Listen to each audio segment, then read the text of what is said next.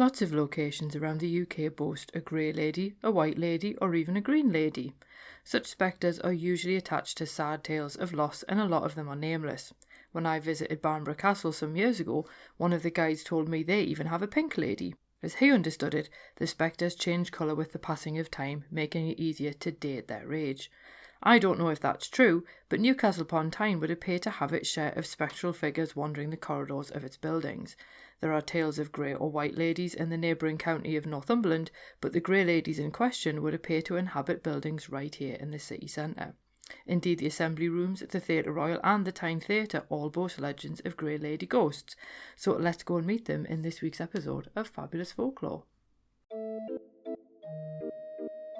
Hello there and welcome to Fabulous Folklore, the podcast for all things folklore, occult and just a bit weird.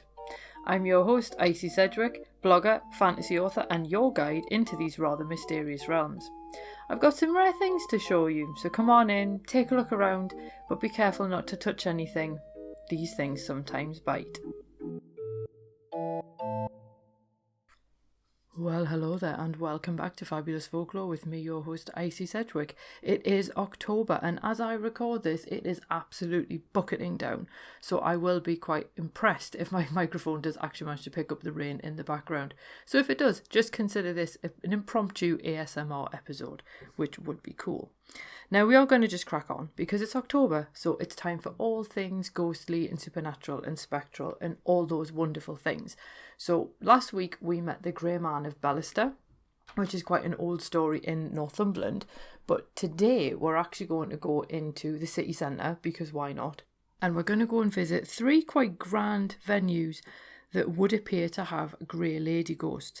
And as I said in the introduction, there are different theories as to why ghosts appear in different colours. Now, I do actually have an entire episode on green lady ghosts, so feel free to go and have a look for them because they're a little bit more specific in why the colour is associated with them. But the most common one that you often get is either white or grey ladies. As I say, they do occasionally get pink ladies or red ladies.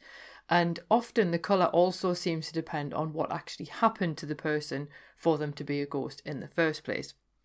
And there does seem to be a lot of sadness around the grey lady figure in particular, regardless of where she is. So we're going to start off with the Assembly Rooms in Newcastle because they apparently boast a grey lady ghost. Now, if you're a fan of Regency period romances by authors such as Jane Austen, you will also be familiar with the concept of the Assembly Rooms. And in the 18th and 19th centuries, many major cities had them. Ultimately, they provided an elegant location for high society to gather for balls and concerts, and these venues are one of the few public places that women could visit, although unmarried women needed a chaperone. Now, Jane Austen immortalised the Assembly Rooms of towns such as Bath, and these kind of spaces often hosted marriage markets where rich parents tried to marry off their children, and I do find it quite ironic somewhat that the Assembly Rooms in Newcastle were used for wedding fairs before the pandemic. Now, Newcastle's Assembly Rooms are located in a fabulous Georgian building on Fenkell Street, and they're just a stone's throw from the central station. If you're familiar with Newcastle, you'll know that they're essentially also right at the very bottom of Westgate Road.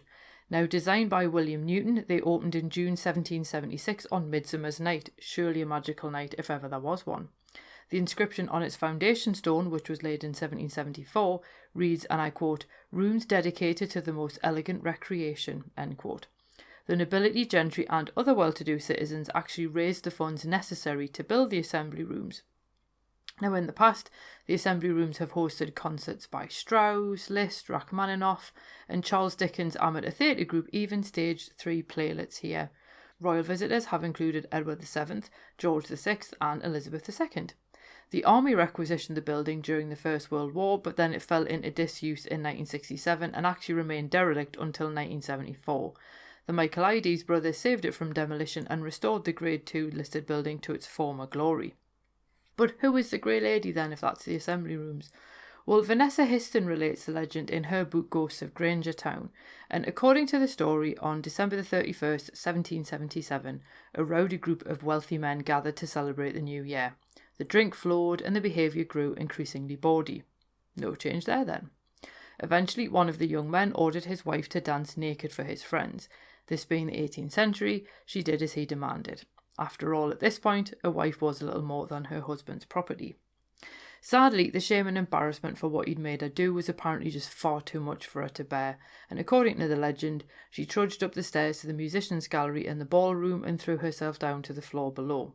Now, this may sound a little bit melodramatic, but social standing was everything to the upper classes in the 18th century, and she clearly felt her reputation would never recover. This is obviously somewhat ironic when you consider what the likes of Byron used to get up to, but never mind. It does seem a shame that the outcome doomed this humiliated wife to forever spend her days haunting the building that hosted her downfall. So this is the legend of how she became a Grey Lady, but what actually happened to her in the period after this? Well, staff at the assembly rooms had reported hearing the rustle of a taffeta ball gown, and as people have said before when I've related this tale, they always ask, well, when did she get dressed again? And it is a question that is worth bearing in mind. Now, the Grey Lady also often announces her presence with the scent of lavender, presumably because she may have been wearing it when she died, and the double doors open and close by themselves, despite being too heavy to be blown open. People have also reported feeling a cold spot or a mysterious presence in the area where she's believed to have fallen to her death. Now, on Halloween in 2000, unexplained noises and knockings terrorised Alan Robson's radio crew trying to record a special episode about the haunting. Another group of investigators experienced changes in temperature, balls of light that apparently moved on their own, and electronic equipment that turned itself on and off. And again, all that comes from Histon. Now, the fact that the Grey Lady announces her presence with rustling also makes her a form of Silky, which is a female ghost associated with sound. And obviously, as you can imagine, that sound is the sound of silk skirts. William Henderson describes a Silky as being similar to a brownie through her tendency to tidy houses during the night, and obviously if you've tidied your house, she will leave it in disarray. That said, in other tales related by Henderson, the Silky is the ghost of a woman who died suddenly. The only real common point between them is the use of silk to create auditory phenomena, though, as Henderson puts it, these traditions come from a time when silk was uncommon, making the sound stand out to people. Obviously, clearly silk wouldn't have been uncommon among the elites visiting the assembly rooms, though it would be uncommon for those in more recent times, so that may explain why that is something that people notice the most. By comparison to the earlier Silkies, this particular Grey Lady also just seems to roam around the building. So who was she? Well, research into her identity has essentially proved fruitless, so basically there's no way to substantiate the legend. I checked through the newspapers available on the British Newspaper Archive and I can find few articles about the assembly rooms, let alone anything else, and I can find literally nothing about any events in December 1777. And yes, I did go well into January 1778 when I was checking. True, the well-to-do may have kept the scandal from the papers, but without a name to trace, it's impossible to know if the legend is true. And it's also quite difficult to find first-hand information about the 2000 investigation, making it hard to verify reports as to what they actually experienced. Still, if the story is true, then it is an incredibly sad one, and it's also highly infuriating since it's unlikely the woman's husband was ever brought to account for the part that he played in his wife's death. Now, the assembly rooms are not the only grand building in Newcastle that apparently plays host to a Grey Lady, because the Theatre Royal on Grey Street also appears to lay claim to one as well. Now, according to local folklore, staff have reported seeing her in the theatre. Now, this is a notable point here because it's impossible to find any sightings reported by theatre goers. So if you have been to the Theatre Royal on Grey Street and you have been aware of a ghostly presence, please do let me know, because it would be really cool to find some by eyewitnesses that aren't people who work there. And I'm not saying that that's any shade on the staff, it's just really odd that she would only appear to staff and not to regular theatre patrons as well. Now again, Vanessa Histon relates the most common backstory, and in this version, her identity is a young woman who'd been having an affair with an actor starring in a play in the 1880s, and being the somewhat unpleasant individual that he was, led her to believe that they would run away together once the play had finished its run. So she went to go and see his performances every night just to be near her sweetheart. And on the last night of the run, she turned up at the theatre with all of her things all packed and ready to elope. Wondering why she was so eager, the actor asked her why she brought her things along. When she told him she was excited to elope, he laughed in her face, and the card finally admitted he'd never planned to run away with her at all. And quite frankly, I'm sure we've all encountered individuals like that. Either way, the brave young woman still took her seat in the upper gallery to watch his last performance, and to be honest with you, I think there's a lot more to be said for her character than mine at that point, but there we go.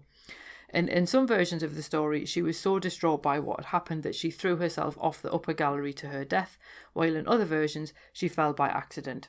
And as this latter story goes, she leaned out as if to touch him when he came on stage, but instead she fell to her death.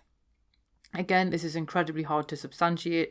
No one knows who she was, or indeed who the actor was. Histon does note that the theatre's archives show the boxes were closed in the 1880s because someone fell from one, and she theorises that someone invented the tale of a jilted lover and moved the location from the boxes to the higher gallery. Again, I did look through the papers in the British Newspaper Archive and could find nothing about anyone falling from boxes, let alone falling from the gallery, so clearly it didn't make the main news. Sightings of the Theatre Royal Grey Lady are hard to find because, like I said before, it seems only staff have seen her. Now, one report does involve a stage electrician popping into the gents to find a woman standing there. He closed the door, thinking he'd gone into the wrong bathroom, and then when he realised he hadn't, he reopened the door, but the woman had vanished, and obviously there was no way for her to get in or out of the room without him seeing. Another workman reported hearing strange noises coming from the box above him, and when he went to check, the chairs had all been overturned, and eventually he locked himself into the box he was working in and turned his radio up to basically drown out the noises he could hear. Now, I think that one is a really interesting one, the fact that he was working in a box, so it does make you wonder if the legend of someone falling from one of the boxes was actually the more accurate one, and that indeed is the presence that is still in the theatre now. Now, one of the problems with this particular tale is that a very similar one also exists about the Tyne Theatre on Westgate Road. Now, the details are incredibly scant, but some versions say that she threw herself from the gallery and others say that she fell by accident, which obviously sounds a lot like our Theatre Royal Grey Lady. And either way, the common point is that she died after falling from the gallery. But this is the thing, with two very similar stories at two theatres in the same city, we do have to exercise caution. Did the story actually happen at the Tyne Theatre and then ended up relocated to the Theatre Royal? Or did someone just generally mix up the theatres in the retelling of the story and it stuck? With little evidence for either of them, it's really hard to know for sure. Either way, it does seem that Grey Lady ghosts are inextricably linked with sadness, and in these cases, despair and shame play a part in the unnecessary deaths of young women. The women in the stories receive no respect in life, and then they endure a half-life in the shadows in death. Now, if the stories are true, it does make me wonder how the ghosts feel now. The assembly rooms closed in 2019, and thanks to the pandemic, the new owners haven't reopened. So you do have to wonder, does the Grey Lady still drift from room to room, leaving the scent of lavender in her wake? And did the Grey Lady of the Theatre Royal get lonely during lockdown? Did the ghost light, the single light left burning on the stage to keep ghosts at bay, keep her in the shadows? And what does she make of plays like The Woman in Black being staged in the Theatre Royal? It does make you wonder, and it does always make me incredibly sad for these poor women who suffered in life and apparently appear to suffer in death as well. So what I want to know is, do you have any Grey Lady tales in your town or local area? Please do feel free to let me know. You can pop them in the comments for the blog post that this episode is linked to, and you'll find the link in the show notes below. You can email me, you can send me them on Twitter or Instagram or Facebook, basically whichever of the social media platforms are currently working at the time. This is one of many reasons why I do encourage people to sign up for my updates, and then you'll get an email every week to let you know when an episode has gone live, unless of course you subscribe through a podcast app. And also, if you do sign up to receive emails from me, as I say, it's literally just an update to go, there's a new episode, and then maybe any special events that I'm doing, like it's not a salesy thing at all. You also get my free guide to protecting your home using folklore. Obviously, please do remember to still set your burglar alarm anyway. You can find the link to sign up for that below, and you can grab the guide and just basically have a nice little read over a coffee if you want. Now, like I say, that is the end of this week's episode. Next week, we're actually sticking with the idea of the Theatre Royal, but we are actually going to meet the ghost of the Theatre Royal in the Drury Lane in London. So that should be a cool episode as well. I quite like theatrical ghosts. They're like literally a bit more over the top than all the others, and I love that about them. So that's what we're going to look at next week. Also, I hope that you enjoyed the episode that went up on Wednesday, which was my first interview-based episode. And that was with the wonderful Amaya Rourke, so please feel free to check that out as well if you're interested in all things sort of astrology and folk witchy and things like that. But anyway, I'll let you crack on with the rest of your Saturday, and I will see you next week when we go to Drury Lane in London to meet their Theatre Royal ghost. Cheerio. Well, thank you for listening, and thanks for visiting Fabulous Folklore. I hope you enjoyed your stay. If you did, why not consider subscribing in your podcast app of choice? If you enjoy the show, why not leave me a review and help other listeners to find it as well? And if you'd like bonus exclusive episodes of the podcast, then why not support me on Patreon? It does help me to keep the show going, and it means that you get a little bit extra every month as well. And you can find all of the necessary links in the show notes below. So without any further ado, I will bid you adieu, and I hope that you have safe travels wherever you're going on to next.